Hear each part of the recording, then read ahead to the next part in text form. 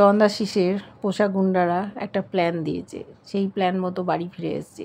শ্যামলীর জ্বর এসে গেছিল, অজ্ঞান হয়ে গেছিল, ভাবছে স্যারকে কী করে বাঁচাবে। ফোন করেনি বুদ্ধি করে, যদি ট্র্যাক করে রাখে। এসছিল বিন্তি আর সরলা, ওরা জামা কাপড় ছাড়িয়ে শুইয়ে দিয়েছে।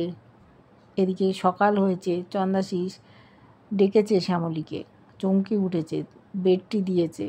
জ্বর দেখতে চেয়েছিল কিন্তু ও দেখতে দেয়নি, বলেছে তোমার প্রেমিককে আজ আমি খুঁজে বার করবই, ওই দেখো এসে গেল বলে চলে গেছে।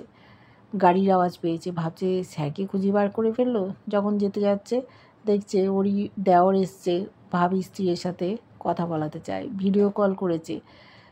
কলটা দেখিয়ে দেখছি অনন্যা।